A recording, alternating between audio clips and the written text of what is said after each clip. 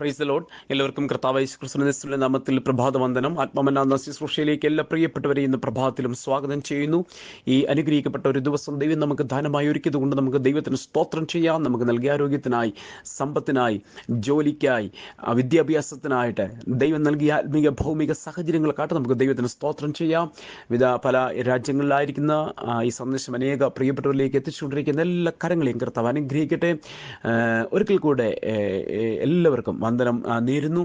ഇന്നത്തെ ചിന്തയ്ക്കായിട്ട് ജെറമ്യ 32:19, യിരെമ്യാ പ്രവചനം 32:19, Jeremiah chapter 32 verse 19.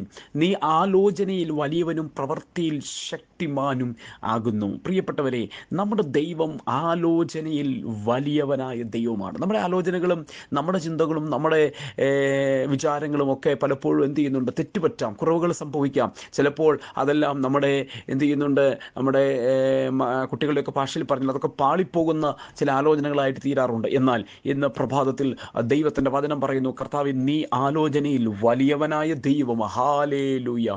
ദൈവം വലിയവനാ എന്ന് പറഞ്ഞാൽ ദൈവം നമുക്കൊരാലോചന നൽകിയിട്ടുണ്ടെങ്കിൽ ആ ആലോചനയുടെ പൂർത്തീകരണം എന്താണ്?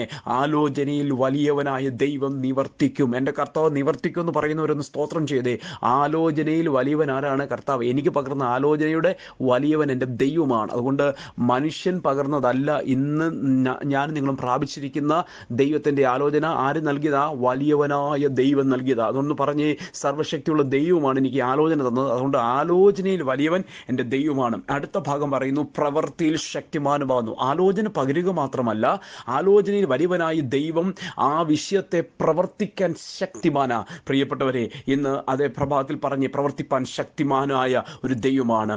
അതേ നമുക്കായിട്ടുള്ള അതേ ദൈവത്തിൻ്റെ ആലോചനകളിൽ അതിനെ പ്രവൃത്തിയിൽ അതല്ലെങ്കിൽ എന്താണ് അതിനെ നടപ്പിൽ വരുത്തുവാൻ എൻ്റെ ദൈവത്തിന് കഴിയും. എത്ര പേര് ശക്തിയോടെ എതിർത്താലും ഇന്ന് പ്രഭാതത്തിൽ പറഞ്ഞ് എൻ്റെ കർത്താവിനത് അതേ സാധിക്കും. അവൻ നമ്മെ എന്ത് ചെയ്യുന്നുണ്ട്?